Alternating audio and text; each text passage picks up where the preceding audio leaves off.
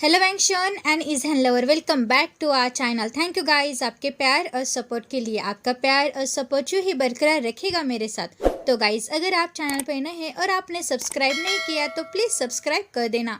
आज हम modern beauty and the beast का नेक्स्ट पार्ट देखने वाले हैं। लास्ट पार्ट में हमने देखा कि लैंसहन फाइनली अपने विंग को ढूंढ ही लेता है और लैंसहन ने विंग के माता पिता से भी बात कर ली है। तो गाइज इसके आगे क्या होगा आज हम इस पार्ट में जानेंगे। आई होप आपको आज का पार्ट अच्छा लगेगा।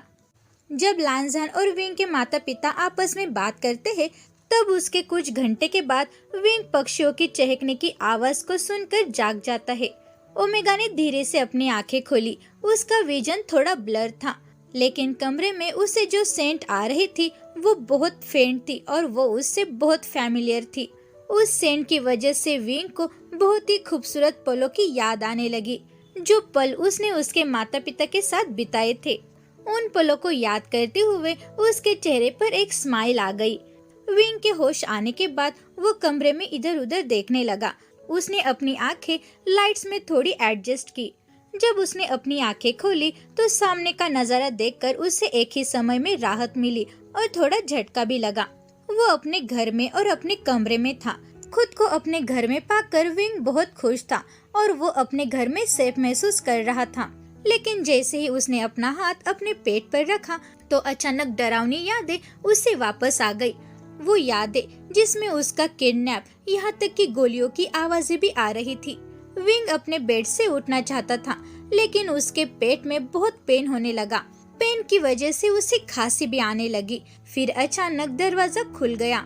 जब विंग ने देखा कि सामने कौन है और जैसे ही उसने अपना खांसना बंद कर दिया तो उसके मुंह से केवल एक ही शब्द निकला, माँ। विंग ने धीरे से कहा क्योंकि वो बहुत थका हुआ महसूस कर रहा था। विंग, ओ माय गॉड, मेरे प्यारे बेटे, तुम जाग गए, ओमेगा ने हैप्पी होकर कहा। कांग से सैरन बेड के पास चली गई और उसने विंग को गले लगाया। सैरन की दोनों आंखों से खुशी के आंसू बह रहे थे। एक दूसरे के गले लगाने के बाद कांग से सैरन ने अपने बेटे के चेहरे पर से आंसू पोंछे। माँ, मुझे विश्वास नहीं हो रहा है कि मैं फिर से तुम्हें देख रहा हूँ, विंग ने कहा। मुझे भी बेटा, लेकिन अब मुझे बताओ कि तुम्हें कैसा लग रहा है। क्या तुम ठीक हो? क्या तुम्हें कहीं पेन हो रहा है? कांग से सैरन ने पूछा। माँ, मुझे पहले थोड़ा दर्द हुआ था, लेकिन अब ये कम हो गया है। मैं सच में अब बहुत बेहतर महसूस कर रहा हूँ। माँ, पिताजी क्या कर रहे हैं और वो कहाँ है? विंग ने पूछा। तुम्हारे पिताजी अब लिविंग रूम में है और वो किसी से बातें कर रहे हैं, कांग से सैरन ने थोड़ा मिस्टीरियस तरीके से कहा। विंग ने अपनी माँ को थोड़ा डरा हुआ देखा, लेकिन उसकी माँ ने उससे एश्योर किया, चिंता मत करो बेटा, वो कोई भी अननोन पर्सन नहीं है, हम उससे अच्छी तरह से जानते हैं, बिल्कुल तुम्हारी तरह, कांग से सैरन ने विंग को एश्योर करते हुए कहा। पहले तो विंग को समझ नहीं आया कि उसकी माँ किसके बारे में बात कर रही है, लेकिन फिर उसकी नजर बेड साइड टेबल पर गई। उस टेबल पर फ्लावर पॉट में एक फ्लावर था। विंग ने तुरंत उस फ्लावर को पहचान लिया और वो समझ गया कि उसकी माँ का कहने का अर्थ क्या था। माँ, क्या ये लैंसहन है? विंग ने धीरे से पूछा।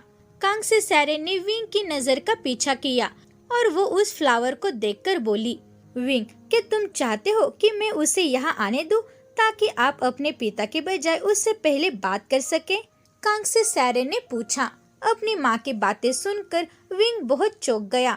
माँ, तो क्या डैड अभी लैंसहन से बात कर रहे हैं?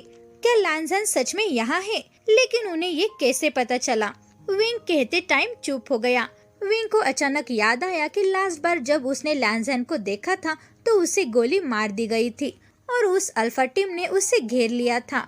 माँ, क्या लैंसहन ठीक है? मुझे बताओ मॉम, क्या वो सच में ठीक है? विंग ने चिंतित होकर पूछा। शांत हो जाओ बेटा, वो बिल्कुल ठीक है, कांग से सैरन ने कहा। ये सुनकर विंग ने थोड़ा आराम किया, लेकिन फिर भी विंग ने चिंतित होकर उसकी ओर देखा। माँ, क्या आपको यकीन है कि वो बिल्कुल ठीक है? विंग ने पूछा। तो ठीक है, मैं उसे यहाँ आकर देखने के लिए कहूँगी और तुम चिंता मत करो, वो बिल्कुल ठीक है। वैसे भी वो भी तुम्हें देखने के लिए बहुत एक्साइटेड था, कांग से सैरन ने स्माइल करते हुए कहा। उसके बाद कांग से सैरन कमरे से बाहर चली गई। कांग से सैरन लैंसहन को विंग के कमरे में ले गई। तब विंग धीरे धीरे बेड पर बैठ रहा था। तभी विंग को एक आवाज सुनाई दी। विंग, लांजहन ने कमरे में एंटर करते हुए धीरे से कहा। जैसे ही विंग ने लांजहन को दरवाजे पर खड़ा देखा तो उसकी आंखें आंसू से भर गई। लांजहन, विंग ने कहा। विंग की आवाज सुनकर लांजहन तुरंत बेड के पास गया और उसने विंग को धीरे से गले लगाया। विंग ने अपना हाथ लांजहन के चारों ओर रखा और उसे कसकर पकड़ लिया, जैसे कि उससे फिर से उससे अलग होने का डर हो। उस समय लांजहन ने अपने दिल को हल्का महसूस किया। उसने जो भी पेन महसूस किया था वो पलों के भीतर गायब हो गया, क्योंकि उसने अब ओमेगा को उसकी बाहों में पकड़ लिया है और वो उसकी फ्रेश स्ट्रॉबेरी सेंट को स्मेल कर सकता है। उन ठंडे और दर्द भरे दिनों के बाद उसने ओमेगा की बाहों में गर्माहट महसूस की और वो उसकी शाइनी आंखों में देखकर फिर से मुस्कुराकर खुश था। और लांजहन फिर से विंग की शाइनी आंखें देखकर बहुत खुश था। विंग ही जो उसका खोया हुआ आधा हिस्सा था, जो अब उसके पास वापस आ गया है और वो कभी उसे जाने नहीं देगा। लांजहन ने विंग के सामने स्ट्रॉन्ग बने रहने की कोशिश की, लेकिन उसकी आंखों से भी आंसू बहने लगे। विंग, मैंने तुम्हें बहुत याद किया, लांजहन ने कहा। लांजहन, मैंने भी तुम्हें बहुत याद किया, विंग ने कहा। लेकिन जब वे दोनों अपना हक ब्रेक करते हैं तो विंग अपनी आंखें पोंछने से खुद को रोक नहीं सका। लांजहन, तुम्हें पता है मुझे तुम्हारी कितनी चिंता हो रही थी। मैंने सोचा था कि वहाँ जंगल में मैं तुम्हें और मॉन्स्टर को लास्ट बार देखूंगा, विंग ने अपने आंसू पोंछते हुए कहा। हाँ विंग, मैंने भी यही सोचा था जब वे तुम्हें ले गए थे। मैंने सोचा था कि मैं तुम्हें हमेशा के लिए खो दूंगा, और सच में मेरे लाइफ में वो पल सबसे डरावना था। उस कैदी ने कहा था कि तुम जिंदा नहीं बचोगे, और ये सब सोचकर मैं बहुत डर गया था। लांजहन ने कहा। रुको लांजहन, तुम किस कैदी की बात कर रहे हो, विंग ने पूछा। विंग, ये बात इम्पोर्टेंट नहीं है, लांजहन ने उस सब्जेक्ट को चेंज करते हुए कहा। अब तो मेरे लिए सिर्फ यही मायने रखता है कि आप जिंदा है और मेरे सामने बिल्कुल भी ठीक है, लांजहन ने कहा। और हाँ लांजहन, इसके बाद कुछ भी हमें अलग नहीं कर सकता, विंग ने कहा और उसने राहत की सांस ली। विंग की बातें सुनकर लांजहन के चेहरे पर की स्माइल धीरे धीरे फीकी पड़ गई। विंग, तुम बिल्कुल सही कह रहे हो, हमें कुछ भी अलग नहीं करेगा, लेकिन क्या होगा जब मेरे सीक्रेट ने हमें अलग कर दिया तो? लांजहन ने अपने मन ही मन सोचा। जब लांजहन अपना सिर झुकाए इस बारे में सोच रहा था तो विंग ने देखा कि कुछ तो ऐसा है जो लांजहन को परेशान कर रहा है। विंग ने लांजहन का हाथ पकड़ लिया, जिससे लांजहन ने अपना सिर ऊपर उठाया। लांजहन, तुम्हें क्या हुआ, विंग ने चिंतित होकर पूछा। विंग, मुझे तुमसे कुछ कहना है। जब हम पैलेस के पैविलियन में थे तब ये बातें मैं तुमसे करना चाहता था, लेकिन उस कारण से ये बातें मैं तुमसे नहीं कह सका। लेकिन अब मुझे नहीं पता कि मैं कहाँ से स्टार्ट करूँ, लांजहन ने कहा। लांजहन, जो कुछ भी है तुम मुझसे कह सकते हो, और कोई भी बात हो मैं तुम्हें जज नहीं करूँगा, विंग ने कहा। विंग, मेरे पास एक सीक्रेट है, मेरा डार्कनेस, लांजहन ने थोड़ा गैप लेने के बाद कहा। विंग, मुझे एक कर्स मिला है और उस कर्स की वजह से मैं हर रात एक मॉन्स्टर में चेंज होता हूँ। फिर लांजहन ने ईमानदारी से विंग को उस कर्स और मॉन्स्टर के बारे में सब कुछ बताया, और विंग जो चुपचाप उसकी बातें सुन रहा था और उसने उसे बीच में बिल्कुल भी नहीं रोका। पहले तो लांजहन ने सोचा कि ये अच्छा है, क्योंकि फाइनली वो अपने दिल की बात विंग से कर सकता है। लेकिन फिर उसने सोचा कि ये बहुत बुरा है, क्योंकि उसे डर लगने लगा और विंग की चुप्पी से उसे एक बैड साइन नजर आ रहा था। लेकिन ओमेगा की चुप्पी का मतलब जो भी हो, लांजहन जानता था कि अब उसे पीछे मुड़कर नहीं देखना है, और एक बार जब उसने शुरू किया तो उसे विंग को सब कुछ बताना होगा। जब लांजहन ने अपने डार्क सीक्रेट, अपने कर्स और उस चुड़ैल के शब्दों के बारे में बताया तो लांजहन चुप हो गया। फिर उसके बाद पूरा कमरा खामोश हो गया। लांजहन विंग के बोलने का बेसब्री से इंतजार करने लगा। वो बस इस बात के लिए तैयार था कि विंग उस पर चिल्लाएगा कि उसे उन लोगों ने धोखा दिया जिस पर उसने भरोसा किया था। लांजहन ने सोचा था वैसा कुछ भी नहीं हुआ। जब विंग ने लांजहन की तरफ देखा तो उसकी आंखों में एक चमक थी, लेकिन उसकी आंखों में कोई भी गुस्सा या रिजेक्शन नहीं था। उसने लांजहन का हाथ पकड़ लिया। उसने अल्फा के हाथों से अपना हाथ छुड़ाया। फिर उसने अपने हाथों से अल्फा की कलाई पकड़ ली और उसने लांजहन के हाथों को अपने सीने पर दबा लिया। लांजहन ने विंग की आंखों में देखा। लांजहन, क्या तुम्हें याद है जब हम पैविलियन में थे तब मैंने तुम्हें क्या कहा था? विंग ने पूछा। हाँ विंग, मुझे याद है, लांजन ने जवाब दिया। लांजन, फिर तुम तो जानते हो कि तुम्हें डरने की कोई भी जरूरत नहीं है, क्योंकि ये दिल केवल आपका ही है और ये सिर्फ आपके लिए ही धड़कता है। मैंने फिर से आपके साथ रहने के लिए मौत से लड़ाई लड़ी है, विंग ने कहा और उसने लांजन का हाथ नीचे किया, लेकिन उसका हाथ अपने हाथों से जाने नहीं दिया। लांजन, तुम इंसान हो या मॉन्स्टर, तुम जो कुछ भी हो, मैं सिर्फ तुमसे प्यार करता हूँ। लांजन, कर्स हो या ना हो, मैं तुम्हें एक्सेप्ट करता हूँ, क्योंकि जो मैं देखता हूँ वो दूसरे नहीं देख सकते। लांजन, तुम सच में बहुत अलग हो। तुम कर्स की वजह से स्ट्रॉन्ग हो, लेकिन वो नहीं जो आपको इविल बना देता है, क्योंकि आप ही है जो उसे इविल नहीं बनने देते। कर्स के बाद जब आप एक मॉन्स्टर में चेंज होते हैं, तब भी आप एक मॉन्स्टर जैसा बिहेव नहीं करते, बल्कि एक इंसान जैसा करते हैं। और यही चीज है जो आपको अदर अल्फाज से अलग करती है और सबसे ज्यादा बेहतर बनाती है, क्योंकि तुम्हारा दिल सच में बहुत अच्छा है और इसीलिए मैं तुमसे प्यार करता हूँ। और तुम्हारे ऊपर जो भी कर्स है, उसने तुम्हें कभी भी एक सच्चा मॉन्स्टर नहीं बनाया। जो कोई भी तुम्हें इस तरह से देखता है, वो नहीं देखता जो मैं देखता हूँ। डार्कनेस के पीछे तुम अभी भी एक अच्छे इंसान हो, और तुम सच में कितने अच्छे इंसान हो ये मेरे अलावा कोई भी नहीं देख सकता, विंग ने कहा। लेकिन विंग, इतना बड़ा राज तुमसे छिपाने के बाद भी तुम मुझसे नफरत नहीं करते। और विंग, सच में तुम्हारा ही दिल सोने का बना है और तुम सबकी अच्छाई देख सकते हो। तुम्हारा दिल सच में बहुत बड़ा है, लांजन ने कहा। लांजन की बातें सुनकर विंग थोड़ी देर के लिए मुस्कुराया, फिर उसने अल्फा की ओर देखा। हाँ ठीक है लांजन, मैं तुमसे बिल्कुल भी नाराज नहीं हूँ। मुझे पता है और ये मैं तुम्हारी आंखों में देख सकता हूँ कि तुमने ऐसा केवल इसीलिए किया क्योंकि तुम डरते थे, विंग ने कहा। विंग, आप सच में इसे अच्छी तरह से देख सकते हैं। मैं सच में बहुत डर गया था। मुझे डर था कि अगर मैंने आपको ये बताया, खासकर जब हमने पहली बार बात की, तो आप मुझसे दूर हो जाएंगे या मुझसे डरेंगे। और जैसे जैसे टाइम बीतता गया, तुम्हें सच बताना ये मेरे लिए बहुत हार्ड हो गया और मैं बिल्कुल भी नहीं चाहता था कि मेरी कर्ज की वजह से तुम मुझे रिजेक्ट कर दो, लांजन ने कहा। लांजन, मैंने ऐसा कुछ भी नहीं किया होता, लेकिन इस बार इसने मुझे थोड़ा परेशान किया है, क्योंकि जब आपने ऐसा कहना शुरू किया तो मुझे एहसास हुआ कि शायद इसी कारण से आपने मुझसे पहले नहीं कहा। लेकिन अब लांजन, आप मुझ पर विश्वास करो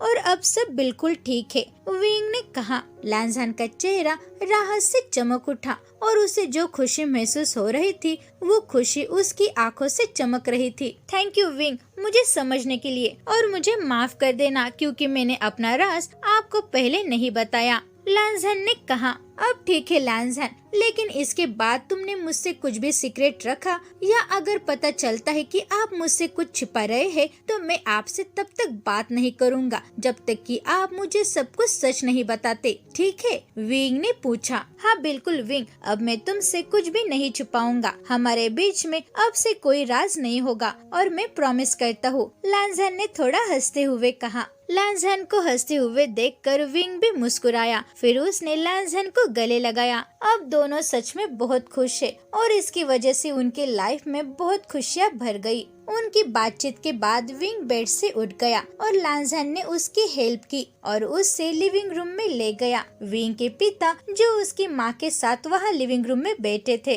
जब वी चांगजे ने अपने बेटे को देखा तो वो एक झटके से सोफे पर से उठ गया और अपने बेटे के पास गया और उसे गले लगाया। उनके गले लगाने के बाद अल्फाज और ओमेगा सोफे पर आ गए और वे सब बैठ गए। तब सबसे पहले ज्यादातर केवल माता पिता ने विंग से बात की और जबकि लांजन ओमेगा के बगल में चुपचाप बैठा रहा, लेकिन उसके बाद लांजन भी उनकी बातचीत में शामिल हो गया। उन सभी ने अपना टाइम हंसी मजाक में बिताया। पूरी सुबह और दोपहर शांति से गुजर गया, लेकिन दोपहर के बाद धीरे धीरे शाम होने लगी। वी चांगजे घर के आसपास की जगह को चेक कर रहा था। तभी विंग ने धीरे से एक झपकी ली और लांजन के कंधे पर झुककर सो गया। लांजन ने विंग को देखते हुए चुपचाप उसके पास बैठ गया। फिर उसने विंग को एक कंबल से ढक दिया। इस बीच कांगसे सायरन अपने हाथों में 2 कप चाय लेकर किचन से बाहर आ रही थी। तभी उसके कदम रुक गए क्योंकि उसने देखा कि उसका बेटा सो रहा है। कांग से सारन टेबल के पास रुक गई और उसने कप को टेबल पर रख दिया। लांझन, क्या आपको नहीं लगता कि ये बेहतर होगा कि अगर विंग अपने कमरे में आराम करे? और क्या ये आपके लिए बहुत अनकंफर्टेबल नहीं है? कांग से सारन ने थोड़ी सी हल्की स्माइल करते हुए पूछा, क्योंकि वो अपने बेटे को जगाना नहीं चाहती थी। ये ठीक है, मैं उसे परेशानियां जगाना नहीं चाहता, लांझन ने धीरे से कहा। तो ये ठीक है, कांग से सारन ने कहा और उसने एक चाय का कप लांझन को दे दिया। तभी किचन काउंटर पर मोबाइल बजने की आवाज सुनाई दी। कांग से सारन ने जल्दी से अपना कप टेबल पर रख दिया और वो जल्दी से किचन की ओर चली गई। उसने कॉल अटेंड की और कुछ पलों के बाद ही वो छत पर चली गई जहां वी चांगजे था। सारन ने वी चांगजे को फोन दे दिया और वी चांगजे ने मोबाइल लेकर अपनी बातचीत जारी रखी। बातचीत के बाद वी चांगजे वापस लिविंग रूम में आ गया। जब उसने लांझन और विंग को देखा तो वो चिंतित हो गया। क्या हुआ? क्या कुछ हुआ है? लांझन ने कांग से सारन से पूछा, जो उसके बगल में बैठ रही थी। लान सिचिन ने फोन किया और उसकी आवाज बिल्कुल भी अच्छी नहीं आ रही थी। मुझे लगता है कि उसके पास परेशान करने वाली खबर है, लेकिन उसने मुझे वी चांगजे को फोन देने के लिए कहा। वो पहले उसके साथ डिस्कशन करना चाहता था, कांग से सारन ने कहा, और वो वी चांगजे का इंतजार करने लगे। जब वी चांगजे लिविंग रूम में आया तो कांग से सारन ने तुरंत पूछताछ शुरू की। उसने फोन क्यों किया था और उसने तुमसे क्या कहा? कांग से सारन ने पूछा। लान सिचिन ने कहा, उन्हें हाल ही में पता चला है कि कई लोग जो विंग और उसके ठिकाने के बारे में पूछताछ कर रहे थे, वे सभी एक ही ब्लैक कार में आए थे, उसके बाद चले गए और हाल ही में विंग के घर के बाहर फिर से एक ब्लैक कार खड़ी हो गई। वी चांगजे ने कहा, क्या आपको लगता है कि वो जानता है कि हम कहाँ हैं? कांग से सारन ने पूछा। नहीं, मैंने किसी को भी नहीं बताया कि हम यहाँ हैं। हमारे अच्छे दोस्त ही जानते हैं कि हम यहाँ हैं। और तुम चिंता मत करो, आप दोनों यहाँ बिल्कुल सेफ है, वी चांगजे ने कहा। लेकिन ये प्रोटेक्शन कितने टाइम तक चलेगी? क्या होगा अगर ज़ुकाई ने हमें यहाँ ढूंढ लिया तो? कांग से सारन ने पूछा। नहीं, मैं उसे ऐसा नहीं करने दूंगा, क्योंकि मैं उसे यहाँ आने से पहले ही उसे रोक लूंगा, वी चांगजे ने चिढ़कर जवाब दिया। उसके बाद उसने अपना मोबाइल निकाला और एक नंबर डायल किया और कमरे से बाहर छत की ओर चला गया। कॉल के बाद वी चांगजे लान सिचेन के वापस कॉल आने का बेसब्री से इंतजार करने लगा। थोड़ी देर के बाद विंग जाग गया, लेकिन उसके हल्के बुखार के कारण लांझन उसे उसके कमरे में ले गया। विंग के सो जाने के बाद कांग से सारन अपने बेटे के साथ उसके कमरे में रुक गई और तब लांझन बाहर यार्ड में चला गया। लेकिन जब उसने दरवाजे से बाहर कदम रखा तो उसने वी चांगजे को देखा, जो बहुत ही टेंशन में इधर उधर घूम रहा था। लांझन तुरंत उसके पास चला गया। वी चांगजे, क्या हम थोड़ी बात कर सकते हैं? लांझन ने केयरफुली पूछा। हाँ बोलो, क्या बात है? वी चांगजे ने कहा। देखो, मुझे पता है कि तुम मुझ पर भरोसा नहीं करते, यहाँ तक कि मैंने तुम्हें जो कुछ भी बताया उसके बाद भी नहीं। लेकिन मेरे लिए ये बात बहुत बड़ी होगी अगर तुम मुझे साबित करने का एक मौका दोगे कि मैं सच में विंग से कितना प्यार करता हूँ। ये सिर्फ मेरी कर्ज को तोड़ने के लिए मैं उसके फीलिंग के साथ नहीं खेल रहा हूँ। मैं सच में उससे बहुत प्यार करता हूँ और सच में उसके लिए मेरे मन में कोई भी गलत इरादा नहीं है, लांझन ने कहा। सबसे पहले आप अच्छी तरह से देख सकते हैं कि मुझे अभी भी आप पर भरोसा नहीं है, लेकिन ऐसा इसीलिए है क्योंकि आप एक अल्फा है। आप जानते हैं कि मैंने और उसकी माँ ने विंग को अल्फा हाउस से दूर रखने की कितनी कोशिश की, क्योंकि हमें डर था कि ज़ुकाई की तरह अल्फा उसे चोट पहुंचाएंगे। हमने उसकी बहुत देखभाल की, लेकिन जब वो बड़ा हुआ तो हमें इस बात का एहसास हुआ कि हम उसे इस तरह से बांधे नहीं रख सकते और हमें उसे जाने देना होगा। लेकिन ये बात हमारे लिए बहुत ही मुश्किल थी।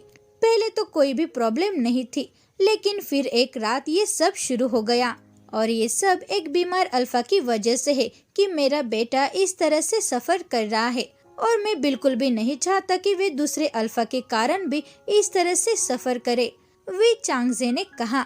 लेकिन मैं उस अल्फा की तरह बिल्कुल भी नहीं हूँ और मैं ऐसा कोई भी काम नहीं करूँगा जिस वजह से विंग को चोट पहुँचे। लैंजहन ने कहा। वी चांगजे ने थोड़ा सोचा, फिर एक लंबी चुप्पी के बाद फिर वो लैंजहन की ओर मुड़ा। तो फिर, क्योंकि मैं ये देख सकता हूँ कि तुम मेरे बेटे के लिए कितने इम्पोर्टेंट हो और ये सब सिर्फ उसके लिए। मैं तुम्हें साबित करने के लिए एक मौका देने जा रहा हूँ कि तुमने जो कुछ भी कहा है वो कितना सच है, वी चांगजे ने कहा। जैसे ही कांग से सैरन दरवाजे से बाहर आई तो उसने उनकी बातचीत को रोक दिया। वी चांगजे, हमें बात करने की जरूरत है, एक प्रॉब्लम आ गई। कांग से सैरन ने सीरियस होकर कहा। क्या हुआ और कौन सी प्रॉब्लम, वी चांगजे ने पूछा और वो तुरंत सैरन के सामने खड़ा हो गया। तो गाइज, आपको आज का पार्ट कैसा लगा? Thank you very much guys video देखने के लिए। अगर आप चैनल पे नए हैं और आपने सब्सक्राइब नहीं किया है तो प्लीज सब्सक्राइब कर देना। वीडियो को लाइक करो और शेयर करो और मुझे कमेंट में ये जरूर बताना कि आपको आज का पार्ट कैसा लगा। Thank you guys.